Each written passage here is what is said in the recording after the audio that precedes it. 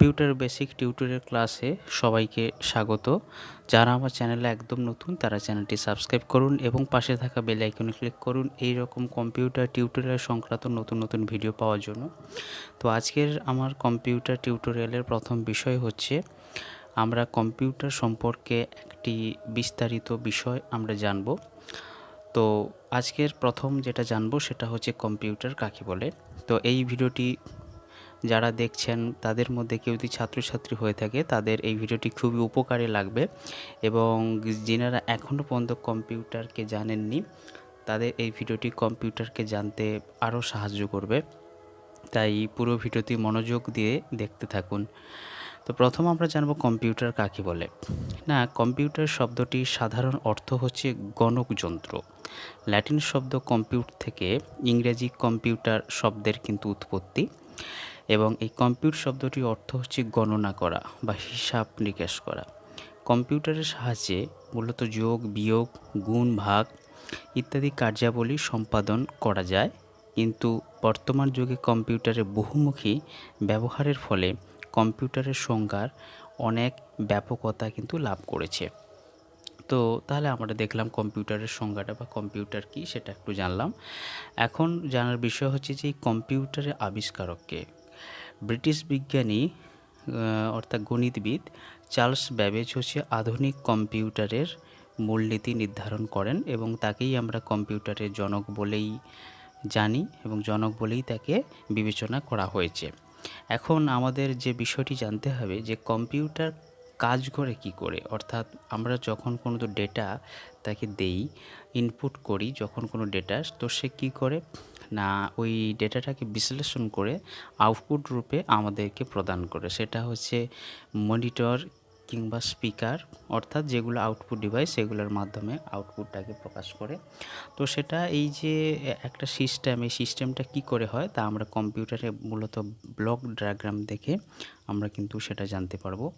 না, মূলত কম্পিউটার 3 ধরনের অংশ নিয়েই কিন্তু কম্পিউটার কাজ সম্পাদন করে। প্রথম হচ্ছে ইনপুট ইউনিট, দ্বিতীয়ত হচ্ছে সেন্ট্রাল প্রসেসিং ইউনিট এবং 3 হচ্ছে আউটপুট ইউনিট।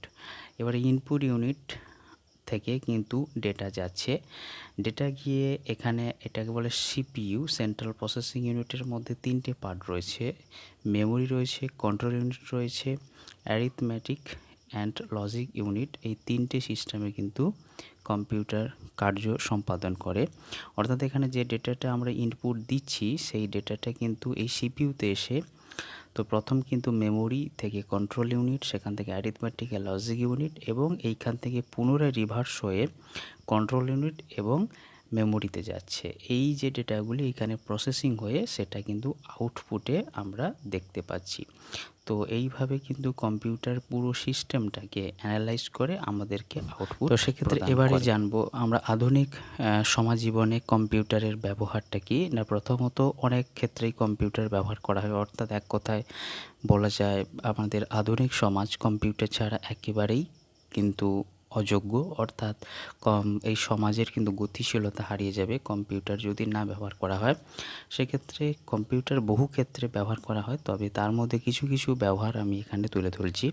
প্রথম হচ্ছে বিজ্ঞান গবেষণাতে, অর্থাৎ এই বিজ্ঞান গবেষণা বিভাগে কি হয় না, অর্থাৎ বৈজ্ঞানিকরা তারা কি করে না বিজ্ঞান গবেষণার বিভিন্ন ক্ষেত্রে তারা কম্পিউটারকে কাজে লাগিয়ে যে কোনো জটিল হিসাব নিকাশকে তারা করতে পারে এবং দ্রুত গতিতে সেটা সম্পাদন করতে পারে।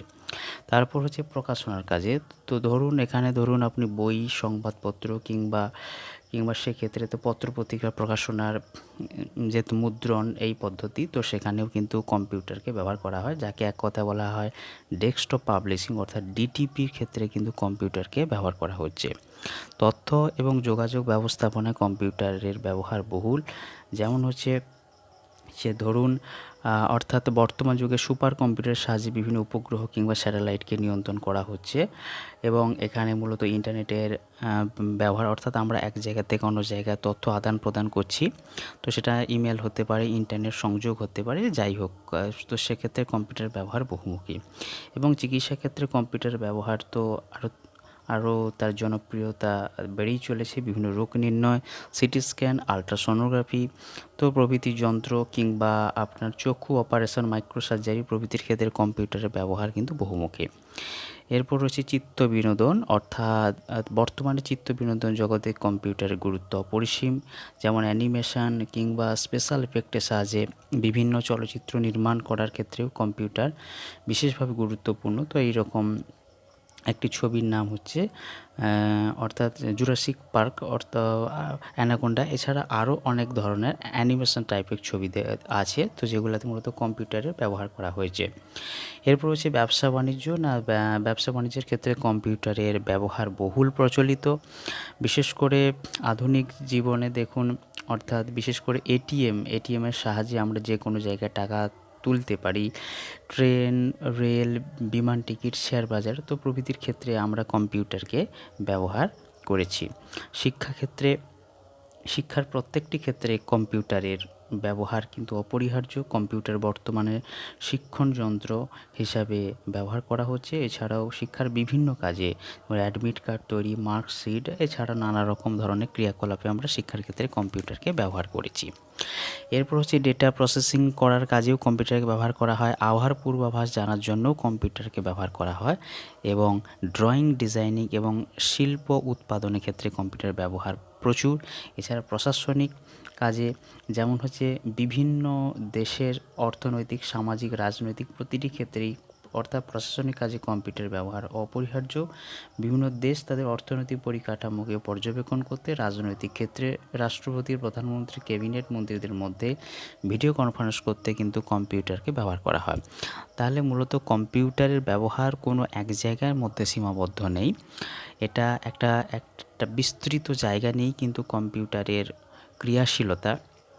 তো আজকের এই ভিডিওটি যদি উপকারে লেগে থাকে তাহলে অবশ্যই ভিডিওটিকে লাইক, শেয়ার এবং কমেন্ট করতে ভুলবেন না। এবং অবশ্যই আপনার বাড়িতে যদি কেউ কম্পিউটার না জানে তাকে এই ভিডিওগুলি শেয়ার করে তাকে একেবারে ফ্রিতে কম্পিউটার শেখার সুযোগ করে দিন। পুরো ভিডিও দেখার জন্য অসংখ্য ধন্যবাদ। দেখা হবে পরবর্তী টিউটোরিয়াল ভিডিওতে।